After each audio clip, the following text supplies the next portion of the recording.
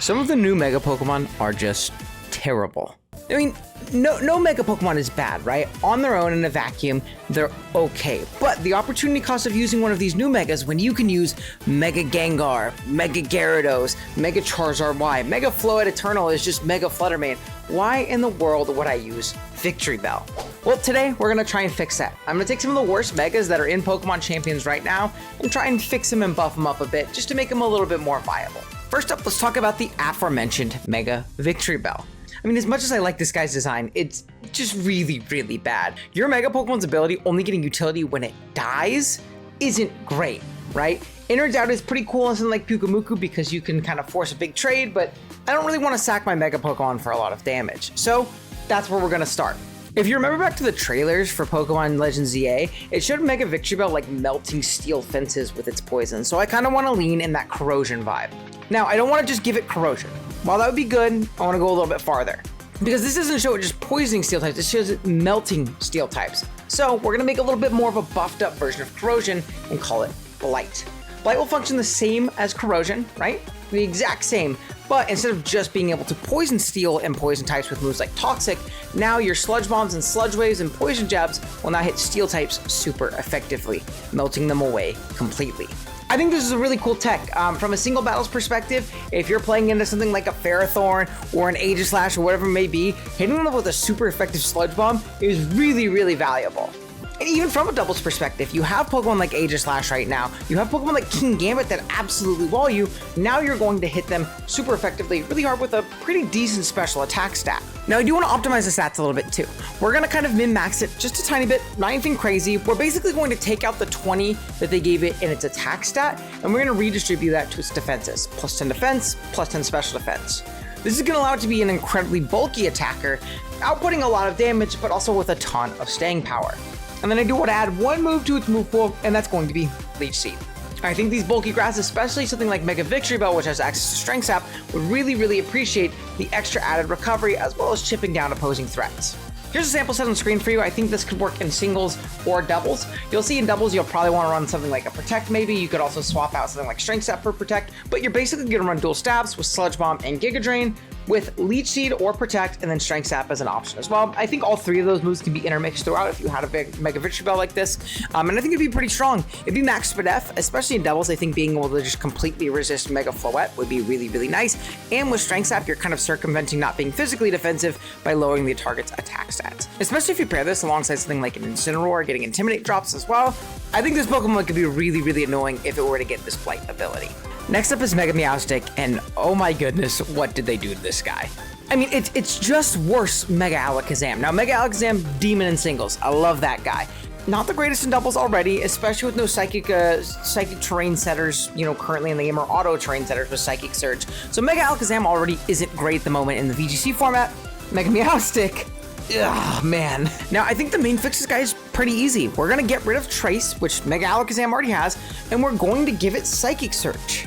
This is an incredible ability, boosting up its expanding forces to stupefying levels, as well as protecting it and its teammates in doubles from priority moves. I also think that they gutted its move pool for no reason. At Legends ZA, it got a ton of cool options, whether it be offensively or support move-wise for things like singles. So we're going to be giving it back all of those moves. Hear me out, I'm going to read it off my phone, so if I'm looking down, that's why. There's a lot of moves. We're going to give it back Moonblast so it can hit Dark type super effectively on a single target move. We're going to give it Spikes, Stealth Rock, Top Spikes, Taunt, and Teleport back as well.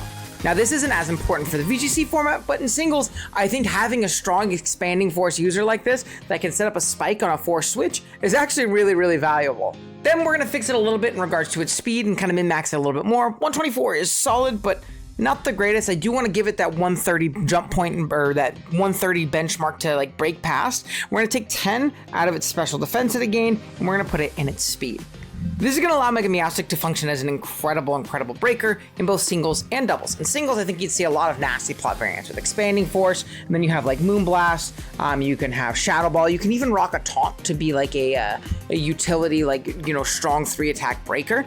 In doubles, I think you just run Protect plus 2 attacks or Protect 3 attacks. You might even run a nasty plot next to some redirection. Whatever it may be, this Pokemon will be incredibly powerful.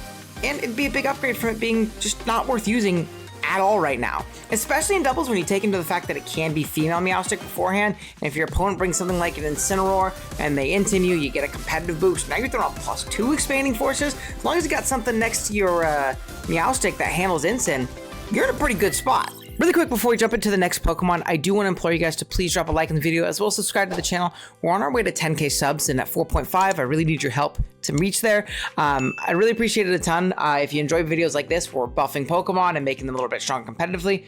We definitely have more of those planned and coming in on the future, so definitely stick around for that. We also have plenty of competitive content, whether it be VGC, whether it be singles, whether it be draft. Like, really, if you like competitive Pokemon, this is your place to be. I love yapping about it. All right, let's jump into the next one. They really gave Mega Emboar Mold Breaker. I mean, Mega Meganium got Mega Soul, an ability that completely revolutionized the Pokemon. It's incredibly usable now in the VGC format.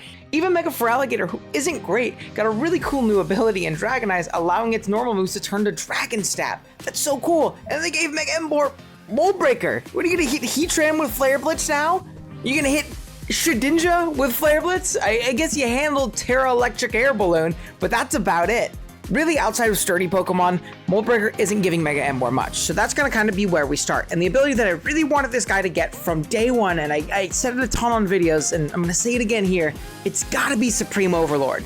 King Gambit's signature ability, up to this point at least, is really, really strong, mostly in singles, but wouldn't be bad in doubles as a late game cleaner and things like that, but really is more so a singles ability where you have more Pokemon, but it'd be a lot better than just Mold Breaker. And it makes sense too. Look at the guy. It's like a Genghis Khan, the Pokemon. He has a giant staff. He's a warlord. Give him Supreme Overlord. It makes so much sense.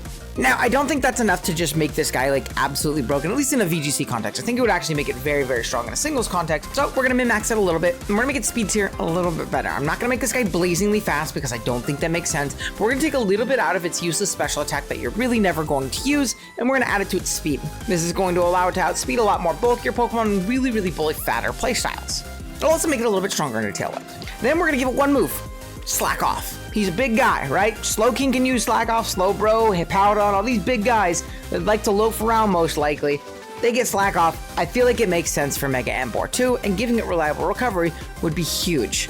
The way I envision that you'd use Mega Emboar is going to be in sort of like a really, really bulky, bulk up, slack off attacker, right? With a combination of bulk up, slack off, and drain punch, you're going to be really, really difficult to take down with a Max Spadef variant, especially in doubles where you can redirect, or in singles where your opponent just might not have the answers to it in an endgame. Your last move can be a coverage move, or more than likely it can be Heat Crash. With Mega Emboar being such a large individual, those Heat Crashes are going to hit really hard once we start getting that boosted up to +1, +2. Maybe we have a couple members fallen on our team. Really start doing some damage. Now, I don't think these changes would make Mega Emboar like a top tier threat in the VGC metagame, or even a top tier Mega in a singles like OU metagame, but I think it'd make it usable, and it gives it something unique that its other counterpart starters from ZA already have. All right, here's another one that I know that people are going to want. Mega Drampa. We just have to give it Drizzle. We have to give it Drizzle. It's a giant storm cloud. We have no Mega that can set the rain weather condition at this point. I think it just makes the most sense. Plus, it'd be awesome. I think in doubles in particular, in singles it'd be okay. Singles would be okay. In doubles, it'd be such an awesome Pokemon to see. We'd finally have like Rain Room as a strategy. Sun Room already exists, right? With like Torkoal and Trick Room and like throwing off heavy attacks. Mega Drampa is incredibly slow and also incredibly strong. You get to throw off really, really strong Hyper Voices and Thunders and Hurricanes with 100% accuracy and really start breaking through teams. I also really like to give it the move Weather Ball, giving a really strong water option in the rain to hit opposing teams super hard. I really think that's all you need with Mega Drampa. I think the first set that you would see in like a doubles format is you'd see Hyper Voice because it is just a strong spread move, and then you'd see either 3 attacks protect with like Weather Ball plus like Thunder or Hurricane, or you'd see a Calm Mind variant with Hyper Voice plus either Weather Ball, Hurricane, whatever it be, Calm Mind and Protect, and it'd really start getting out of hand quick if you left it alone. In singles, I think you'd see Calm Mind variants, especially alongside its reliable recovery. In Roost, you would see Hyper Voice or Dragon Pulse, you'd probably see an Earth Power or Weather Ball, and you'd see Calm Mind and Roost, and this thing would get really difficult to deal with if you didn't have a strong offensive fighting type to hit it super effectively, or a Dragon or a Fairy. But even then, if you get Calm Minded up, they might not be able to break through you. It'd really just be offensive fightings. I don't know, I think a lot of these Mega Pokemon are really close to being good. It's just one ability or a slight stat allocation or maybe just a move here and there. Really, it's just the abilities. I think they dropped the ball on some of these Mega's abilities so heavy, and Drampa is a huge example of that. All right, last up is a personal one for me. You guys might not be upset with it, but Mega Skarmory. This Pokemon, as a singles player heart, this Pokemon had the potential to be so freaking good. I mean, so unbelievably good. I was playing a lot of the ZAOU metagame on Showdown before Champions dropped, where a lot of these Pokemon had like fan-made abilities, or not fan-made abilities, fan-given abilities. And Mega Skarmory had Tough Claws. And oh my goodness, this Pokemon just screamed potential. I remember I was playing a game where I switched in my max defense Slowbro to a Mega Skarmory Brave Bird. It was not boosted, and it just 2-hit KO'd me. It just completely 2-hit KO'd me. When you take this into account with Skarmory's access to Swords Dance, its incredible new speed tier 110, its access to Taunt, this would be one of the greatest stall breakers in single battles ever. I mean, absolutely incredible. I think the draft league potential on this thing would have been incredible because you can go those SD Taunt stall breaker sets. You can go SD2 attacks with like Brave Bird Drill Run. You can go Brave Bird Roost Taunt Spikes or Rocks because it gets incredible, hazard options and utility options while being ridiculously strong.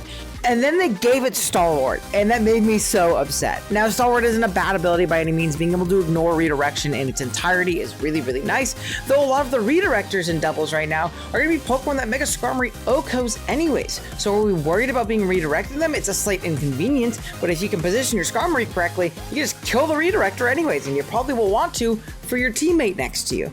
I don't know. I think Tough Claws was a huge lost opportunity.